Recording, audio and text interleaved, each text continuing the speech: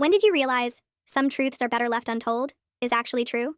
I was about to wake up my 6-year-old son for school when I saw his bed was empty and there was blood on his pillow.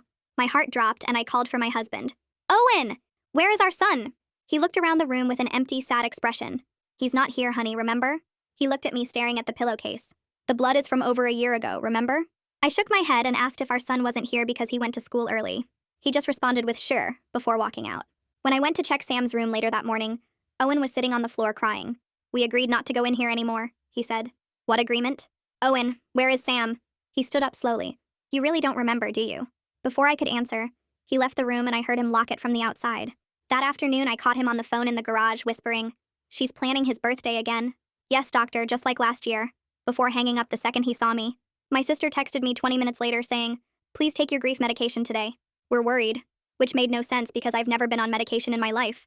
When I called her back, she said Owen was worried about me. My once loving husband was now suddenly showing all the signs of manipulation. I drove to Sam's school to surprise him at pickup, but the secretary went pale when she saw me. Your son Sam wasn't enrolled this year. I stared at her in disbelief. That's impossible, I dropped him off just last week. But I didn't get to finish. She was already walking away from me. A few seconds later, the principal came out and put his hand on my shoulder, speaking in this careful voice like I might explode. Mrs. Jones, it's been over a year. Owen said you were doing better. My hands wouldn't stop shaking as I drove home. Owen was in the kitchen, on another call, and I heard him say, I don't know how much longer I can do this, before he noticed me and hung up.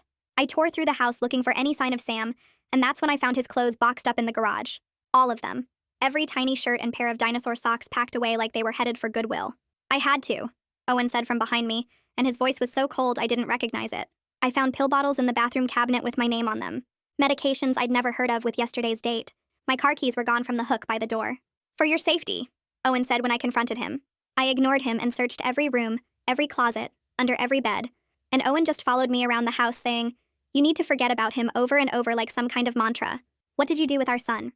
I finally screamed, and he looked me dead in the eyes and said, What we both decided after the accident. The words hit me like ice water. When I started sobbing and screaming, Where is my baby? He pulled out his phone and said, Stop this or I'll have to call them again. I felt myself break down with confusion, and Owen just held me while I cried. For the next 3 days, Owen did everything he could to stop me from looking for our son. He managed to convince the police, CPS, and every authority figure alive that I was going crazy. My family stopped responding to me. I spent every night driving around his favorite stores and parks, where a woman touched my arm and said, I lost a child too. It gets easier. The morning of Sam's birthday, I completely lost it. I spent hours decorating the kitchen for his party, doing anything to distract myself from the pain of my baby being missing. I sat next to Owen and he looked at me with the saddest eyes I'd ever seen and whispered, Baby, Sam can't come. You know why, deep down? This is his birthday party, I said, laughing hysterically. He has to come to his own party. Owen pulled me into his arms and held me so tight I could barely breathe. And then he said the words that didn't make any sense. Sammy was hit by a drunk driver over a year ago. He's gone, baby. Our boy is gone. Suddenly, the memories came flooding back. The funeral with the tiny casket, the cemetery on the hill, the therapy sessions with Dr. C, the medication for grief-induced psychosis. That's when our neighbor knocked on the door. She pulled me aside and whispered, I saw Sam yesterday. Your husband is lying to you. My whole body went cold and I grabbed the doorframe so hard my knuckles turned white. Owen's face went from sad to scared in half a second, and he pulled me back inside, his grip on my arm too tight. Trish, you need to leave right now, he said, and his voice had this edge I'd never heard before. But Trish stepped closer instead of backing away. I'm not lying, she said, and then she described exactly what Sam was wearing, down to his favorite dinosaur shirt with the green T-Rex on the front. My heart started pounding so hard I thought it might explode because that exact shirt was in one of those boxes in the garage. I'd seen it myself just yesterday. Owen's hands started shaking and he kept looking between me and Trish like he didn't know what to do. I pushed past him and grabbed Trish's shoulders. Where did you see him? When? Was he okay? The questions came out so fast I could barely breathe. Owen kept saying Trish was confused, that she must have seen another kid, but his voice cracked when he said it and he was already fumbling for his phone in his pocket. Trish pushed past Owen and grabbed both my hands in hers, her eyes wide and serious. Listen to me. I saw him playing in a yard 3 streets over, on Maple Drive, the blue house with the white fence. She squeezed my hands harder. House number 247, I checked. Owen physically pulled her away from me then, his face red, and he started pushing her toward the sidewalk. If you don't leave right now, I'm calling the police, he said. But Trish kept looking back at me, mouthing the address again. The second Owen turned his back to close the door, I didn't even think. I just moved. I slipped out the back door and started running, my bare feet slapping against the cold pavement. The rocks and rough concrete hurt, but I didn't care. I just kept running toward Maple Drive. I could hear Owen shouting my name behind me, but I didn't stop. I turned the corner and kept going, my lungs burning, counting the house numbers as I ran. 241, 243, 245. Owen caught up to me 2 blocks away, his arms wrapping around me from behind, lifting me off the ground while I kicked and fought to get free. "Let me go! Let me go!" I screamed, clawing at his arms. Several neighbors came out of their houses, standing on their porches and lawns, watching us struggle in the middle of the street. An older man in a bathrobe called out asking if he should call 911. "My son is alive and he's hiding him!" I screamed at the top of my lungs, pointing at Owen. "Sam is alive! He's at 247 Maple Drive!" The neighbors all looked at each other with these worried, uncomfortable expressions. A woman in yoga pants walked over slowly, her hands up like she was approaching a wild animal. "Honey, do you need help? Should we call someone for you?" she asked in this soft, careful voice. Owen's grip on me got tighter. "She's having a medical emergency," he told everyone, his voice steady now, controlled. "She has episodes sometimes. I'm so sorry for the disturbance." He started pulling me back toward our house while I sobbed and fought, but I was getting tired and he was stronger. More people had come outside now, whispering to each other, some recording with their phones. Owen half carried, half dragged me back to our house, my feet scraping on the pavement, leaving little spots of blood from the cuts. Once we got inside, he locked the front door, then the back door, then stood in front of them like a guard. He had his phone out and was already dialing. "Sarah, you need to come over right now," he said, and I knew he was calling my sister. "Yes, it's happening again." "No, worse this time." Trish told her she saw Sam. He paused, listening. "I know, just please come." He hung up and looked at me where I'd collapsed on the floor, still crying. "Why are you doing this?" I asked, but he just shook his head and stayed by the door. My sister showed up in less than an hour, still in her work clothes, her face all pinched with worry. They went into the kitchen and talked in these low, urgent voices while I sat on the couch, straining to hear. "The dose isn't working anymore," my sister said. "Maybe she needs inpatient care. This is the worst I've seen her." Owen's voice was harder to hear, but I caught pieces. "Can't keep doing this," and traumatizing the whole neighborhood, and Trish made it so much worse. They came back into the living room with a glass of water and 2 white pills. "You need to take your medication," my sister said, sitting next to me. "Please, for Sam's memory, you need to take them." I looked at the pills in her hand and nodded, taking them and the water. I put the pills in my mouth and took a big drink, then another, making a show of swallowing. They both relaxed a little, my sister rubbing my back while Owen finally stepped away from the door. I kept the pills pressed under my tongue, the bitter taste making me want to gag, but I stayed still and quiet. After about 20 minutes, when they thought I was getting drowsy from the medication, they both went back to the kitchen to make phone calls. The second they were gone, I spit the pills into my hand and shoved them between the couch cushions. My mind was racing now, trying to figure out my next move, because I knew they'd be watching me even closer after this. That night, I stayed awake until Owen's breathing got deep and steady, waiting another hour just to be safe before sliding my hand across the sheets toward his nightstand. His phone was right there next to his water glass, and I grabbed it slowly, holding my breath as the screen lit up. The password was still Sam's birthday, and my fingers shook as I typed it in. His recent calls showed Dr. C's number over and over, my sister's name appearing almost as much, but there was another number labeled MI facility that made my stomach twist into knots. I clicked on his messages and found texts about admission paperwork, something about a 72-hour hold, discussions about increasing dosages, and failed medication trials. My sister had sent him a message that said, "She can't keep living like this," and Owen had replied, "I know, but I can't force her." There were photos attached to one thread showing prescription bottles and medical forms with my name all over them. I took screenshots of everything, sending them to my email address before deleting the sent message from his phone. My hands were sweating as I put his phone back exactly where I found it, then crept out of the bedroom and down to the kitchen. The cash I'd been hiding in my jewelry box was still there, about $300 I'd saved from grocery money over the past few months. I stuffed it in a small bag along with a change of clothes, my driver's license, and the car keys I'd found hidden in Owen's jacket pocket earlier. The clock on the microwave said it was almost 5 in the morning when I wrote a quick note on the kitchen counter saying I needed to go for a walk to clear my head. The address Trish had given me was only about 10 minutes away, and I parked a block down from the house, sitting in my car and watching through the windshield.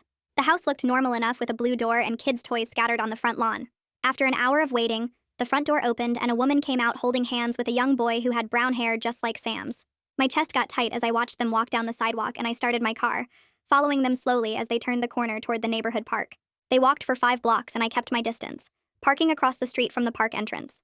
The boy was wearing a green jacket, and when he turned to look at something, I could see he was about the right age, maybe 6 or 7.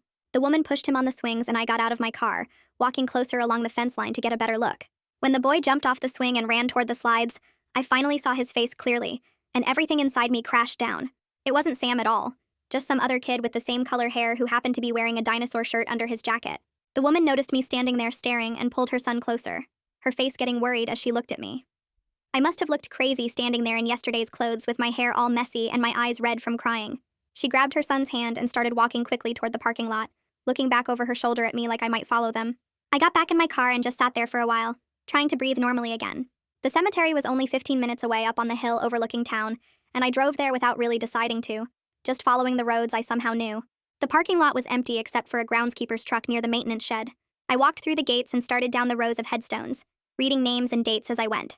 The groundskeeper saw me wandering around and walked over, asking if he could help me find someone. When I told him Sam's name, his face got soft and he nodded, leading me toward the back section near a big oak tree. There it was, a small gray headstone with Sam's full name carved into it along with his birth date and a death date from 13 months ago. My legs gave out and I dropped down next to the grave, running my fingers over the carved letters and numbers that didn't make sense even though they were right there in stone. The groundskeeper stood there for a minute before saying quietly that he remembered the service, how many people came to support our family, how the whole community had been heartbroken about such a young life lost. He mentioned the drunk driver and the accident on Route 9, details that made my head spin even though somewhere deep down they felt familiar. He left me alone after that, and I stayed there on the grass, pulling out weeds around the headstone and talking to the grave like Sam could hear me. I told him about the birthday party I'd planned and how confused I was about everything, and how much I missed him. The sun was getting higher and warmer, but I couldn't leave, not when this might be the only real thing I'd found in days. My phone started ringing and I saw Owen's name on the screen, but I didn't answer. Just let it ring and ring until it finally stopped. A few minutes later, it rang again, this time showing my sister's number, but I turned it off completely and shoved it back in my pocket. The groundskeeper came back around noon with a bottle of water and a folding chair, setting them down near me without saying anything before walking away again. I drank the water and moved to the chair, still staring at Sam's name like it might change if I looked away. My pocket started buzzing and I pulled out my phone to see 3 missed calls from Owen and 5 from my sister. There was also a text from a number I didn't recognize that just said, "Please call me back, this is urgent." So I scrolled through my contacts looking for something familiar. That's when I found an old business card tucked behind my driver's license with Rafaela Patton, victim advocate, printed on it. The number matched the text, so I called it while still sitting next to Sam's grave. Rafaela answered on the second ring, and her voice was warm, but careful when she said my name. She asked if I was taking my medication, and when I said I didn't know what she meant, she got quiet for a long moment. Then she started explaining how she'd helped us through the legal process after the drunk driving accident last year. She said she'd been working with Owen and me for months during the trial and sentencing.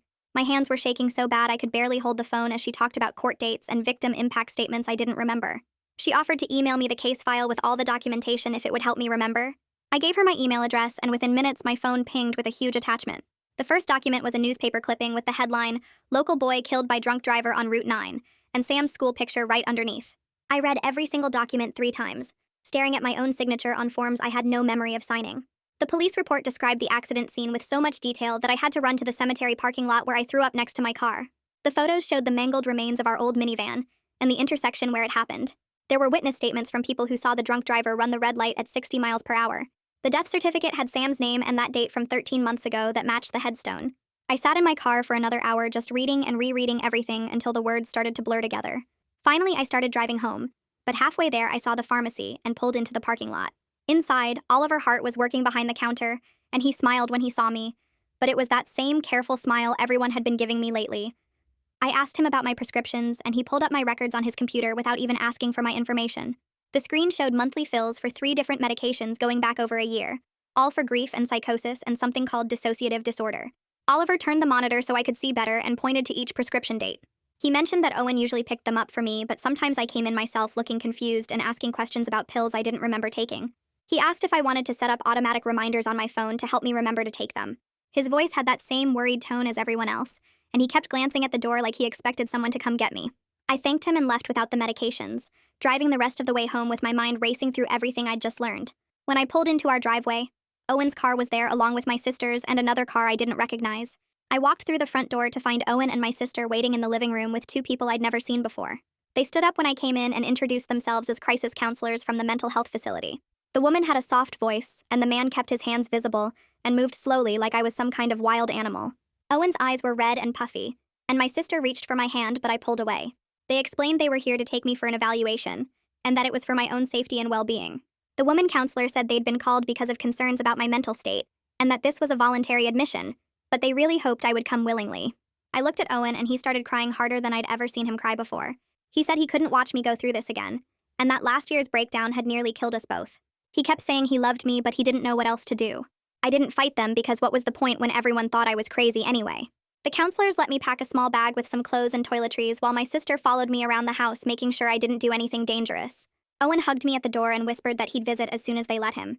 The ride to the facility took about 40 minutes, and nobody talked except for the woman counselor asking if I was comfortable and if I needed anything. The building looked like a regular medical office from the outside, but inside there were locked doors and security cameras everywhere. They took my bag to search it and had me change into hospital clothes that felt like pajamas.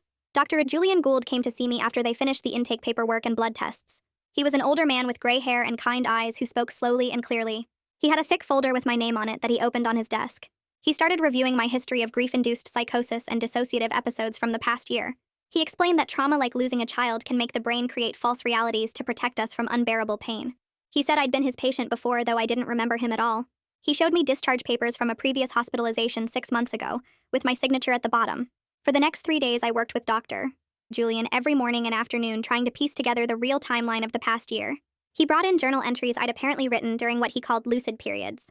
One entry from 4 months ago said, "Please remember that Sam is gone. You keep forgetting and it hurts Owen every time." Another one said, "The medication helps, but sometimes I still see him in his room." Reading my own handwriting, begging myself to remember the truth made my chest hurt so bad I couldn't breathe. On the 3rd day, my sister came to visit and brought 2 photo albums she'd put together. The pictures showed the past year I couldn't remember, including photos from Sam's funeral, with the tiny white casket covered in flowers. There were pictures from the trial where I looked hollow and empty sitting next to Owen in the courtroom. She showed me photos from family gatherings where everyone else was trying to smile, but I just stared at nothing with glazed eyes. In some pictures, I was clearly heavily medicated because my face looked puffy and my eyes weren't focused on anything. Dr. Julian sat down across from me the next morning with his notebook and started explaining how anniversary dates work like triggers in grief disorders. He drew a diagram showing how the brain creates these protective walls around painful memories that sometimes block out reality completely. He showed me brain scans from my previous visits where certain areas lit up differently when they mentioned Sam's name versus when they talked about other topics. The anniversary of the accident was coming up, which is why my episodes were getting worse, and my brain was working overtime to protect me from the pain. He had me do breathing exercises where I counted to 4 while inhaling, and then counted to 8 while exhaling to help ground myself in the present moment.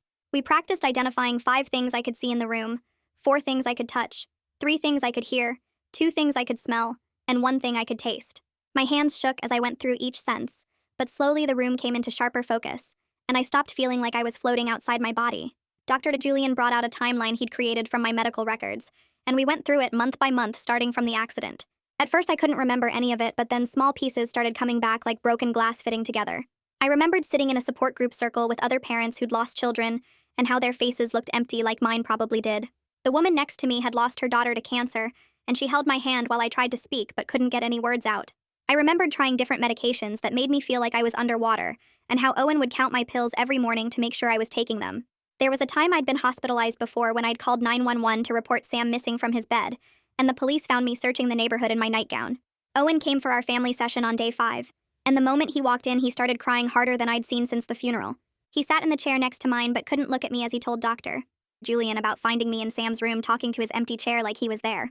He described making Sam's favorite sandwich for his lunch and putting it in his dinosaur lunchbox that I'd leave by the door every morning. The worst was when I'd called 911 3 different times in 1 week, insisting someone had kidnapped our son and demanding they issue an Amber Alert. Dr. Julian helped us understand that Owen hadn't been trying to control me out of meanness, but because he was exhausted and scared. He'd been taking care of me while dealing with his own grief, and never knew if he'd wake up to me knowing Sam was gone or thinking he was at the school. Owen admitted he'd started sleeping on the couch outside Sam's room to stop me from going in there at night, and rearranging everything like he was coming home. The therapist explained how caregiver burnout happens when someone is constantly in crisis mode, and Owen had been living that way for over a year. We talked about new medications that might work better, and I agreed to try a different combination even though the side effects scared me. Dr. Julian warned that recovery wouldn't be a straight line, and I'd probably have more episodes, especially around Sam's birthday and the anniversary of the accident. He said some days would be good, and I'd remember everything clearly, but other days my brain might slip back into protective mode. Before my discharge on day 7, the nurse told me I had a visitor, and Trish walked into the common room looking smaller than I remembered. She sat down and immediately started apologizing for what she'd said about seeing Sam and how it had made everything worse. Her eyes filled with tears as she explained she'd been having her own problems since her grandson died in a car accident 2 years ago. Sometimes she'd see children who looked like him, and her brain would trick her into thinking it was really him for a few seconds. The day she told me she saw Sam, she'd actually seen a neighborhood boy wearing a dinosaur shirt who had similar colored hair. Her grief had made her brain connect dots that weren't there, just like mine did all the time. We both realized we'd been making each other's delusions stronger without meaning to, because we wanted so badly for our lost children to still be here. The child she saw was real, but he wasn't Sam. and deep down she knew that, but couldn't stop herself from giving me false hope. When I got home 3 days later, Owen had rearranged things to help me stay grounded in reality. He'd put up a big calendar on the kitchen wall with the current date circled in red marker that he updated every morning. We established new routines where I wore a medical alert bracelet that had my diagnosis and medication list in case I had an episode in public. Owen installed a whiteboard where we wrote down what was real each day, like the date, the weather, and one true fact about our lives now. We decided it was time to face Sam's room together, so we called Dr. Julian on video for support while Owen unlocked the door. Walking in hit me with a wave of grief so strong my knees buckled, but this time I didn't disconnect from the pain. Everything was exactly how we'd left it the day of the accident, with his toys scattered on the floor and his favorite book on the nightstand. I picked up 3 special things to keep, including the book about dragons he wanted me to read every night, a drawing he'd made of our family with wonky stick figures, and his stuffed dinosaur named Rex that he'd slept with since he was 2. Owen held me while I sobbed, but it was different this time because I knew why I was crying and wasn't trying to pretend Sam would need these things tomorrow. We packed everything else into boxes and drove them to the children's hospital where we'd talked about donating them last year, but I hadn't been ready. My sister showed up at the house the next afternoon with 3 photo albums and a big scrapbook from the craft store. She spread everything out on the dining room table and started pulling pictures from a box she'd been keeping since Sam was born. Owen came in from the garage and sat down slowly, picking up a photo of Sam on his first day of kindergarten. His hands shook as he placed it in the scrapbook and wrote underneath it in blue pen about how Sam insisted on wearing his dinosaur backpack, even though it was too small. We worked for 4 hours straight, barely talking except to pass the glue stick or ask about a specific memory. My sister organized the photos by age while I wrote little notes about each one, like how Sam always wanted extra syrup on his pancakes, or how he'd line up all his toy cars by color before bed. Owen added ticket stubs from the zoo and a drawing Sam made of a rocket ship with our names written inside. When we finished, we had 40 pages of memories that felt real and solid, not the confused fragments that kept slipping through my brain. 2 days later, I walked into the community center basement where a circle of chairs was already half full with other parents. The woman running the group introduced herself as Margaret and explained she'd lost her daughter 8 years ago in a drowning accident. Each person went around saying their child's name and how long it had been, and when it was my turn, I managed to say Sam's name without crying. A man named Robert talked about how he still bought his son's favorite cereal even though it had been 3 years. A woman across from me described finding her daughter's diary under the bed and reading it over and over until her husband hid it. Margaret nodded at everything and explained that our brains sometimes can't process losing a child, so they create alternate realities to protect us. She pulled out a whiteboard and drew a diagram showing how trauma breaks our memory into pieces that don't connect right. 3 other parents raised their hands when she asked who'd had episodes where they forgot their child was gone. One mother said she'd driven to soccer practice every Tuesday for 6 months before accepting her son wasn't on the team anymore. Another father admitted he'd called his daughter's phone every night just to hear her voicemail until the number got disconnected. Margaret explained these weren't signs of weakness but normal responses to abnormal loss. Owen started seeing his own therapist the following week at an office building downtown. He came home from his first session with red eyes and went straight to the garage where I heard him moving boxes around for an hour. The therapist gave him homework to write down every time he felt scared about my episodes, and soon the notebook on his nightstand was half full. We started having short conversations about what triggered us, like how the smell of Sam's shampoo made me disconnect, or how Owen panicked whenever I looked too happy because it might mean I was slipping. He showed me the breathing exercises his therapist taught him for when he felt overwhelmed taking care of me.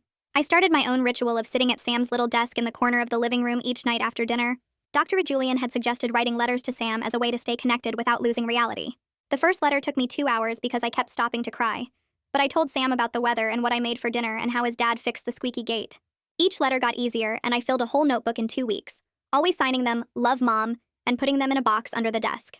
3 weeks after starting the new medication routine, I was setting the table for dinner when I automatically put out 3 plates instead of 2. My hand froze over Sam's usual spot, and I could feel my brain trying to slip sideways into that place where he was just at a friend's house. Owen walked in and saw me staring at the extra plate, and he came over and gently took it from my hand without saying anything mean or frustrated. He helped me do the grounding exercise Dr. Julian taught us, naming 5 things I could see, 4 I could touch, 3 I could hear, 2 I could smell, and 1 I could taste. Within 10 minutes, I was back in reality, and we ate dinner talking about normal things like the water bill and what to watch on TV. Rafaela called the next morning asking if we could meet at her office to go over the case files one more time. Owen drove us downtown, and we sat in her small office while she spread out all the legal documents on her desk. The drunk driver had pled guilty 6 months ago and was serving 4 years in state prison, though I didn't remember any of the trial because I'd been hospitalized during most of it. She showed us letters from the driver's family apologizing and asking if we wanted to participate in a victim impact panel at the prison. Owen immediately said no, but I surprised myself by saying maybe, that it might help other people understand what drunk driving really costs. Rafaela gave us the information and said to think about it, that sometimes helping prevent future tragedies could be part of healing. Every Thursday morning, I drove to the cemetery with fresh flowers from the grocery store. I'd sit on the grass next to Sam's headstone and pull the weeds that grew around it, talking to him about everything and nothing. Sometimes I'd bring his favorite book and read it out loud even though I knew he couldn't hear me. Other days I just sat quietly and watched the clouds move across the sky, feeling the weight of missing him without trying to pretend he was somewhere else. The groundskeeper started waving when he saw me and sometimes left extra flowers from other services near Sam's spot. Owen and I started couples counseling with a therapist who specialized in grief and trauma. She had us sit facing each other and practice saying what we needed without blame or judgment. Owen admitted he'd been so scared of losing me too, that he'd become controlling, and I told him how his fear made my episodes worse because I felt trapped. We wrote out a crisis plan on a big poster board that listed warning signs, coping strategies, and when to call for help. The therapist helped us see that we'd been grieving separately instead of together, each afraid of making the other's pain worse. After 2 months on the adjusted medication, I realized I'd gone 14 days without a single episode where I forgot Sam was gone. Dr. Julian did a video call to check in and said this was huge progress, that my brain was finally starting to integrate the trauma instead of splitting from it. Owen bought a cake to celebrate the milestone, chocolate with vanilla frosting, and we ate it on the couch while looking through the memory book my sister helped us make. The next morning, Owen sat across from me at the kitchen table with papers spread between us, and his hands folded like he was about to give bad news. He pointed to the basement apartment entrance we'd built for his mother years ago before she passed and said we needed to talk about space. I watched him move his coffee cup in circles on the table, while he explained how our constant togetherness was making us both worse, how he'd been reading about codependency and grief, and thought we needed physical distance to heal properly. My first reaction was to grab his hand, but he pulled back and showed me articles he'd printed about healthy separation during trauma recovery. We spent the next 3 hours going through the logistics of him moving downstairs, who would pay for what, how we'd handle groceries and meals, when we'd check in with each other. Owen carried his clothes down in garbage bags while I sat on our bed watching him empty his dresser drawers one by one. He took his razor from the bathroom, his favorite mug from the kitchen, the blanket his grandmother made that usually lived on our couch. By evening, the basement apartment smelled like his cologne, and he'd set up his computer desk by the window that looked out at the garden. We agreed on a knock system for emergencies and regular Tuesday meetings to discuss household stuff and medical appointments. 2 weeks passed with us living like polite roommates, and I found myself sleeping better without his constant worried breathing next to me. The grocery store trips got easier when I didn't have him hovering behind me checking what I put in the cart. I started cooking single portions and eating at the counter instead of setting the table, which felt less sad than 2 plates with an empty third spot. Owen texted me updates about his therapy sessions from downstairs, and I could hear his TV through the floor at night, but we kept our distance. When Sam's 8th birthday approached, my sister called to plan something different from previous years when I'd spiraled into denial. She suggested a small memorial service at the house with just immediate family, a way to honor him without pretending he was still here. I spent the morning of his birthday baking his favorite chocolate chip cookies, while Owen stayed downstairs giving me space to feel whatever I needed to feel. My parents arrived first with a photo album they'd made of Sam's baby pictures, then my sister with her kids who remembered their cousin and wanted to say goodbye properly. We gathered in the backyard where Owen had helped me plant a small tree the night before, its roots already taking hold in the soil. Everyone shared a memory of Sam while I held the box containing his ashes that we'd kept on the mantle for over a year. My dad talked about teaching Sam to fish at the lake. My mom remembered his first day of kindergarten when he wouldn't let go of her hand. When it was my turn, I stood up and told them the truth about the past year, about the episodes where I forgot he was gone, about the medication struggles and the false hopes. My sister started crying and apologized for not knowing how to help better, for following the doctor's advice to be firm about reality when maybe I needed more gentleness. Owen came up from the basement and stood next to me as I explained how we'd both been drowning in different ways, him in caretaker exhaustion, and me in delusion. After everyone left, Owen and I sat on opposite ends of the couch, and he admitted something that changed everything about how I saw our situation. He told me that sometimes when I had episodes, he'd play along for a few minutes, pretending Sam was just at the school or a friend's house, because it seemed kinder than forcing me to relive the loss again. He showed me notes he'd kept tracking when he did this, and when he enforced reality, trying to figure out which approach helped more. The data showed that his enabling actually made my episodes last longer and happen more frequently, creating a cycle where my brain learned to expect validation of the false reality. We both cried, realizing how our attempts to protect each other had actually made things worse. 3 days later, I drove to the pharmacy alone for the first time in months to pick up my prescriptions. Oliver recognized me and pulled up my medication history on his computer, showing me the patterns of Owen picking up my pills and managing my doses. I asked him to transfer everything to my name only, and set up a pill organizer system I could manage myself. Oliver spent 20 minutes teaching me about each medication, what it did, what side effects to watch for, how to track my doses properly. I downloaded an app on my phone that reminded me when to take each pill and kept a log of how I felt each day. Taking control of my own medication felt scary but necessary, like learning to walk again after an injury. The next week, Dr. Julian and I spent our entire session creating an advanced directive for mental health crises. We wrote out exactly what treatment I wanted if I had another severe episode, which medications worked and which made things worse, who could make decisions if I couldn't. The document specified that I preferred outpatient treatment when possible, but understood hospitalization might be necessary for safety. We included contact information for all my providers and clear instructions about my triggers and grounding techniques that worked. I made copies for Owen, my sister, and kept one in my wallet next to my insurance card. 6 weeks into the separation, I realized I'd stopped having the vivid dreams where Sam walked into my room asking for breakfast. My sleep app showed I was getting 7 hours of deep sleep instead of the fragmented 4 I'd managed before. The grief was still there every morning when I woke up, but it felt cleaner somehow, less tangled with confusion about what was real. I could look at Sam's pictures without my brain trying to convince me he was just away at camp or staying with grandparents. The medication was finally at the right dose, and my thinking felt clearer than it had since the accident. Trish knocked on my door one afternoon carrying coffee and looking nervous about something. We sat on the front porch and she explained how she'd been going around the neighborhood clarifying what happened when she thought she saw Sam. She told each neighbor about her own grief-induced confusion, how losing her grandson had affected her perception, how she'd projected her loss onto our situation. The neighbors who'd witnessed my breakdown that day now understood it wasn't manipulation or abuse, but 2 grieving people accidentally feeding each other's delusions. Several of them apologized for not knowing how to help, and offered support in small ways, like bringing groceries or checking in by text. I spent a weekend creating a memorial corner in the living room where Sam's room used to trigger episodes. I hung his kindergarten artwork on the wall, placed his favorite stuffed dinosaur on a shelf with his baby shoes, and framed the last photo we took together at the beach. The space felt like a healthy way to remember him without the preserved bedroom that had fed my denial for so long. Owen helped me move furniture to make room for it, both of us working in comfortable silence. We started having dinner together twice a week, meeting at the kitchen table like scheduled appointments at first. We'd cook together, him chopping vegetables while I stirred the pot, finding rhythm in these small shared tasks. The conversation stayed light initially, talking about work and the weather, and what needed fixing around the house. Slowly we started sharing more, how our individual therapy was going, what we were learning about ourselves, who we were becoming without each other's constant presence. These dinners became something we both looked forward to, a chance to reconnect as 2 people choosing to know each other again, rather than trauma-bonded survivors. Owen showed me his journal where he'd been writing letters to Sam too, and we read some to each other over pasta and wine. The separation wasn't about ending our marriage, but about learning to exist as individuals who'd survived the worst thing imaginable. We were different people now, changed by loss and medication and therapy and time, but we were finding ways to love these new versions of ourselves and each other. I started volunteering at the Children's Hospital 3 weeks later, walking through the same doors where we'd donated Sam's things months ago. The volunteer coordinator knew my story and paired me with the craft room where kids made art projects between treatments. My first day, I helped a boy Sam's age glue googly eyes on a paper plate mask and had to excuse myself to the bathroom when he laughed exactly like Sam used to. The staff pretended not to notice when I came back with red eyes and just handed me more supplies to sort. Each Thursday, I spent 4 hours cutting construction paper and mixing paint, while kids chattered about their favorite cartoons and what they wanted for lunch. Some days were harder than others, like when a little girl asked if I had kids and I had to say yes in the past tense. But being useful helped. Having somewhere to go that wasn't therapy or the grocery store, seeing these sick kids fighting so hard to get better. 6 months after that terrible birthday crisis, I sat in Julian's office for what would become our new weekly schedule, instead of the 3 times a week we'd been doing. He pulled out my file and showed me the notes from our first emergency session compared to now, pointing out all the progress markers I couldn't see myself. My medication was stable, no major episodes in 8 weeks, sleeping through the night most nights, able to talk about Sam without completely falling apart.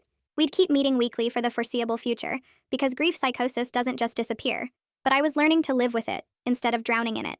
Owen and I made the separation arrangement official that same week, not through lawyers but through a simple conversation at the kitchen table. He'd stay in the basement apartment we'd built for his mom before she passed. I'd keep the main house and we'd share the yard and driveway like the world's strangest roommates. We weren't divorced or even legally separated, just 2 people who needed space to figure out who we were after losing everything. Some nights I'd hear him come home late from his grief support group, and other nights he'd see my kitchen light on at 3 a.m. when the bad dreams came back. We'd wave through windows, sometimes have coffee on the porch, but mostly we just existed near each other without the weight of trying to be married. I spent a whole weekend typing up my story for an online grief forum, editing and re-editing to get the details right without triggering other grieving parents. The response came flooding in within hours. Dozens of messages from people who'd lost children and thought they were losing their minds too. One woman in Oregon had been convinced her daughter was kidnapped for 6 months after a drowning accident. A man in Florida had filed missing person reports for his son weekly until his family had him hospitalized. They shared their medications, their therapists, their good days and terrible nights, and suddenly I wasn't alone in this specific kind of broken. My sister started coming over Tuesday afternoons without the careful, worried face she'd worn for so long. She'd bring takeout and we'd eat watching reality TV, not talking about Sam or grief or medication, just sitting together while people on screen argued about roses and wedding dresses. She stopped asking if I'd taken my pills or eaten that day, stopped checking my eyes for signs of confusion, just showed up and stayed until the sun went down. One Tuesday, she brought photo albums from when we were kids, and we laughed at our matching bowl cuts and unfortunate fashion choices without her steering away from pictures that were included Sam. The cemetery visit came on a random Thursday when the weather was perfect, and I felt steady enough to go alone. I brought fresh flowers and a bottle of bubbles because Sam loved chasing them around the yard. I sat on the grass next to his headstone and talked to him about the hospital kids, about the separation, about how I was learning to remember him without my brain breaking. I told him about the online support group and how his story was helping other parents not feel so alone in their grief. I blew bubbles and watched them float away in the breeze, feeling sad but not desperate, missing him but not denying he was gone. The remembrance walk happened 2 weeks later, Owen and I meeting in the driveway to ride together for the first time in months. We walked with hundreds of other families who'd lost someone to drunk drivers, holding battery-powered candles and wearing pins with our loved ones' faces. Owen's hand found mine somewhere around mile 2. Not romantic, but necessary. 2 people holding each other up while surrounded by shared loss. We didn't talk during the walk or the ride home, but when we got back, he helped me frame the participation certificate, and we hung it next to Sam's memorial corner. Looking back at that morning when I couldn't find Sam, when Owen tried to protect me from a truth my brain couldn't accept, I get it now. Reality doesn't always arrive all at once, and sometimes the kindest thing is to let it seep in slowly, with help and medication and time. Sam is gone, hit by a drunk driver on his way home from the school, dead for over a year before my brain finally let me know it. But the love we had for those 6 years, the dinosaur shirts and bubble baths and bedtime stories, that's real and always will be, even if my brain sometimes forgets how the story ends. Well, that's the big finish. Or at least as close as I get. If you made it here, you clearly don't mind wasting a little time. Might as well subscribe so we can keep doing this together.